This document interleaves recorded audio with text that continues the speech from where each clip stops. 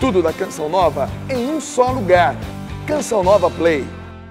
Que a paz esteja no seu coração. Sou eu, o Padre Roger Araújo, que estou junto com você no programa A Bíblia no Meu Dia a Dia.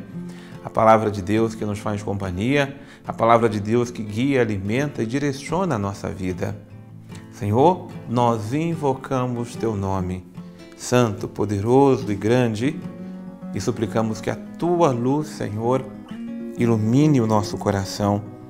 Nós temos tantas trevas interiores aqui dentro de nós. Nós precisamos, Senhor, que a Tua palavra venha iluminar os nossos corações para que nós possamos seguir Teus passos e realizar a Tua vontade em nossa vida. Santifica-nos, Senhor, pela Tua palavra.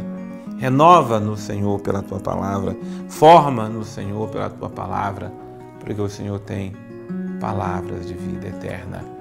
Em nome do Pai, e do Filho, e do Espírito Santo. Amém.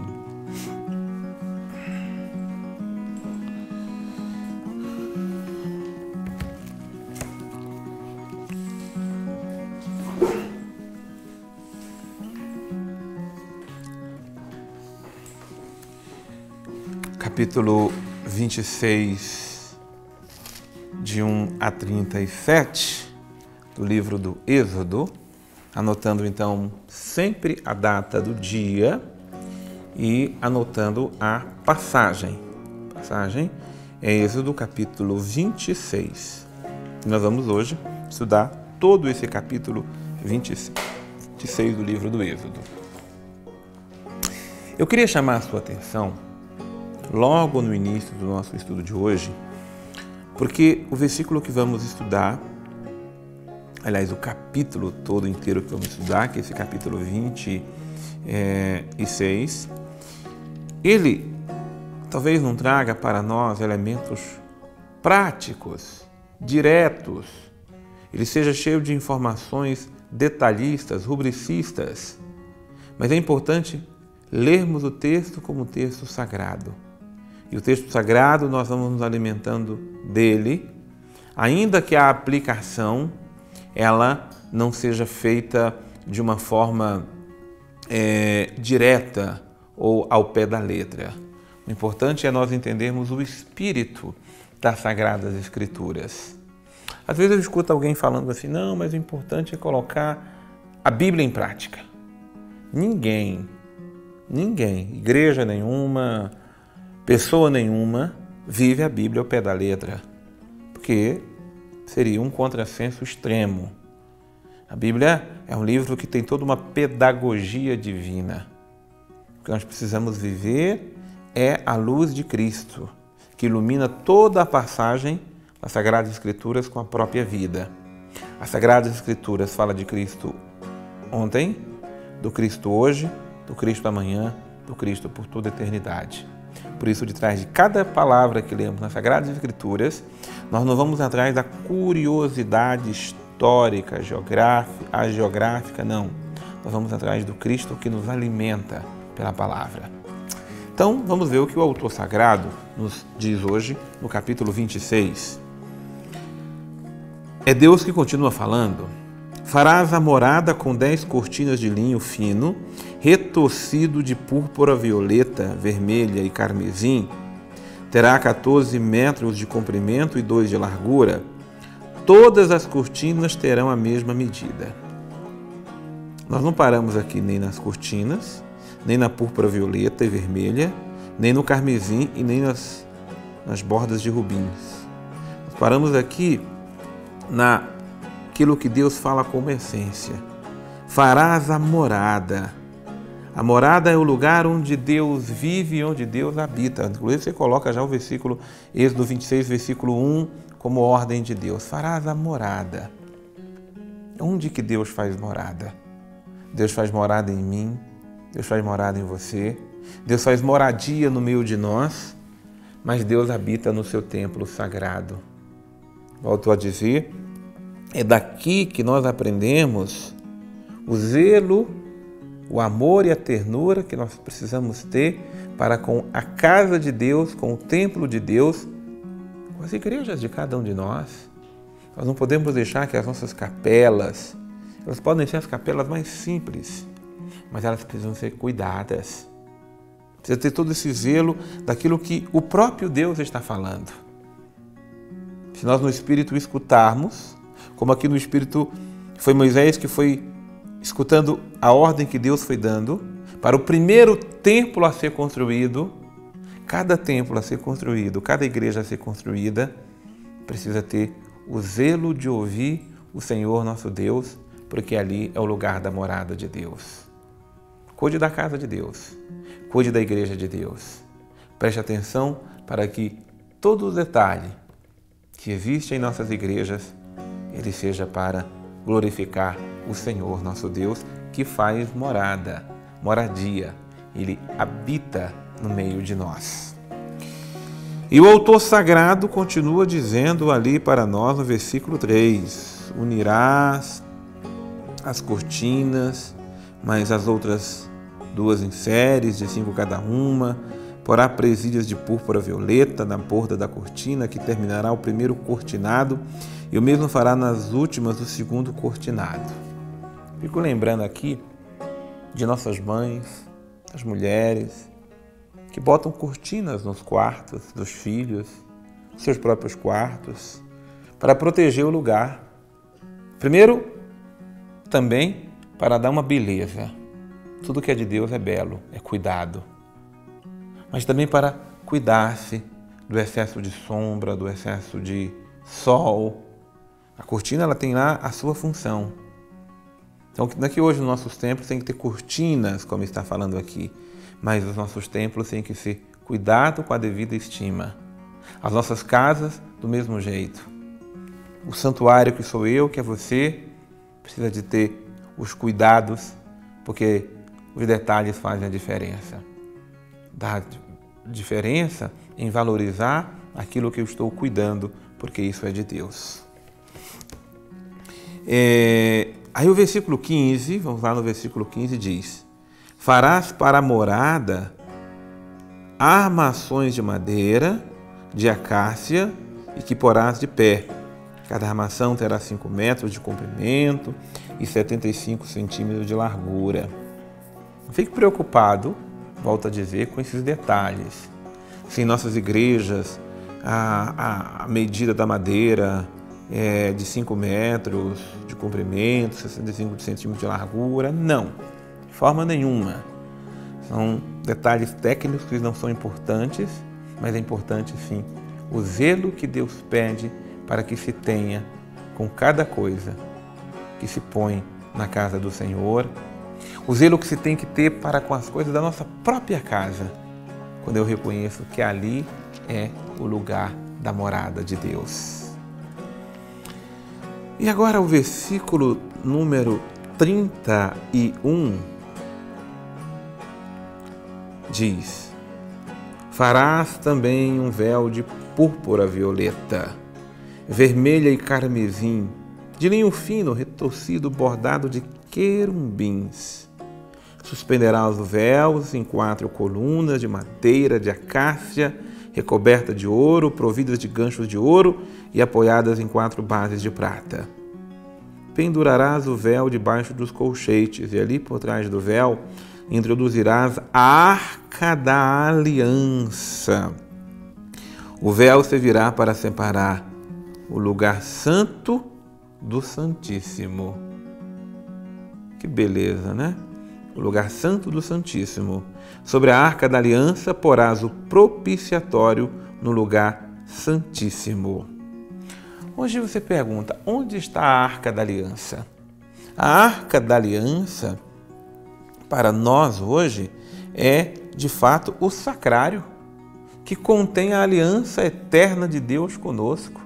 A aliança que é o corpo e o sangue de Jesus.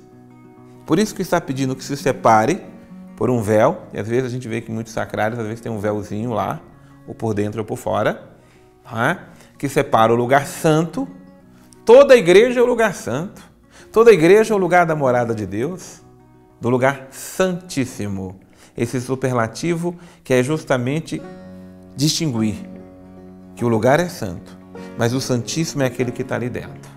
O Santíssimo é aquele que está ali guardado. Por isso que nós adoramos o Santíssimo Sacramento da Eucaristia. É por isso que temos todo o zelo para cuidar do Santíssimo Sacramento, porque é nele que reside toda a honra, toda a glória da presença de Deus em nosso meio. Não cuidemos de qualquer jeito das nossas igrejas, dos nossos templos e dos nossos sacrários. Todo amor, todo zelo, toda reverência que nós temos que ter para com a presença do Santíssimo Sacramento. O lugar é santo, mas aquele que está lá é o Santíssimo. E é por isso que o Santíssimo está ali num lugar à parte, separado, porque ali é o lugar principal do templo. É ali que o Senhor é adorado, glorificado e exaltado. Bendito seja o nome do Senhor, que nos deu Jesus, Santíssimo Sacramento, que é a presença de Deus, viva, real e santificadora no meio de nós. Fará a entrada de tendas, farás uma cortina de púrpura, violeta, vermelho e carmesim, de linho fino, retorcido, artisticamente bordada. Para a cortina farás 5 colunas de madeira de acácia, revestida de ouro, com ganchos de ouro, e fundirá para ela 5 bases de bronze. Como eu aprecio mesmo todos aqueles que têm zelo ou cuidado, amor e ternura para com as coisas do Senhor. Como a mãe tem o zelo de cuidar do filho, das coisas dos seus filhos, de si mesma, que zelo nós precisamos ter também para com as coisas de Deus. Vou chamar agora o Padre Antônio Xavier para que venha conosco trazer mais luz aqui para o nosso estudo orante da Palavra de Deus. Na continuação da descrição da tenda, do que deveria ser feito, já foi dito da Arca da Aliança, já foi dito da menorá, de como se deveria fazer ali com todos os elementos que estão presentes, chega um deles que é extremamente importante.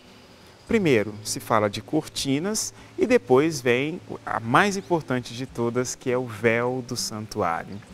Isso é importante naquele tempo, porque a ideia que o povo possui é que alguém que vê a Deus morreria, não seria capaz de suportar a presença de Deus. E por causa disso, o véu serve para 2 coisas. Primeiro, guardar a sacralidade ali do Santo dos Santos, que quem estiver passando por ali não enxerga o que está lá dentro, mas por outro lado garante também a segurança de quem está do lado de fora, porque se a ideia que se tem é que se alguém olhasse para lá e visse Deus, morre na hora.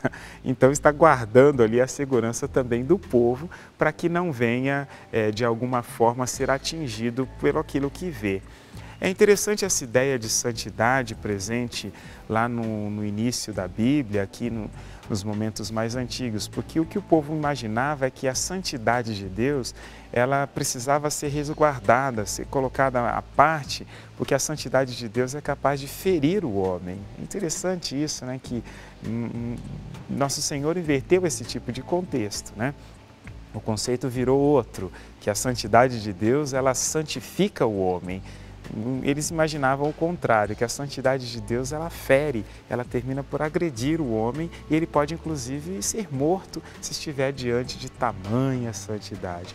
Por isso a utilidade desse véu, ele estava ali para recobrir, protegendo a sacralidade do local e protegendo as pessoas de virem a ser feridas por um gesto de observarem, especialmente se fosse desejado, né, observarem aquilo que é sagrado e que está ali dentro. É esse véu que no final do Evangelho será rasgado, porque não existe mais necessidade desse tipo de contexto. Deus está tão próximo de nós que nós podemos ter contato com Ele e o véu não deve mais existir, porque o véu que impede a visão foi rasgado, e lembra o Evangelho de São João, quando o peito de Jesus é aberto e a partir dali então se tem acesso direto a Deus, que nos santifica e não nos fere com sua santidade.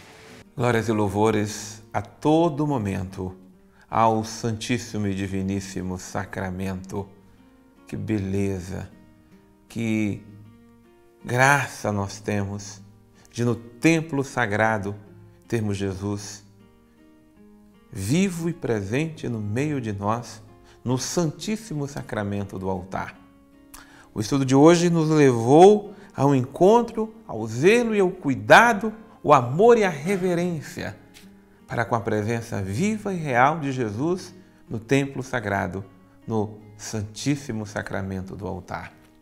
Jesus, nós te adoramos, nós te louvamos e te bendizemos em todas as igrejas do mundo inteiro, cada uma de nossas capelas, de nossas comunidades, em cada uma das nossas igrejas, nossos santuários, onde ali a tua glória está presente, onde toda a igreja e todo o templo é o lugar santo da tua morada. Mas nós nos voltamos especialmente para o lugar santíssimo, onde tu estás, onde a tua glória reveste a todos nós, onde nós nos voltamos de todo o nosso coração para que o seu nome seja adorado, glorificado e bendito para sempre. Jesus, tu és o Senhor, nosso Deus. Ao teu nome toda a honra, toda a glória, agora e para sempre. Bendito sejas. Em nome do Pai, e do Filho, e do Espírito Santo. Amém. Deus abençoe imensamente você. É importante que você saiba que é muito bom ter a sua companhia. É por isso que eu te espero todos os dias, para que você acompanhe conosco o nosso programa A Bíblia no Meu Dia a Dia. Mesmo que você tenha perdido algum dos nossos programas, não deixe de ir no nosso portal, não deixe de ir na internet, porque lá nós temos todo o nosso conteúdo para que você continue acompanhando. Eu te espero no nosso próximo programa, A Bíblia no Meu Dia a Dia. Deus abençoe você.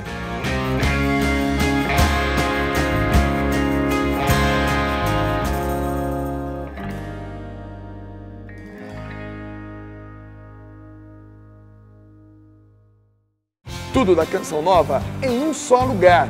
Canção Nova Play.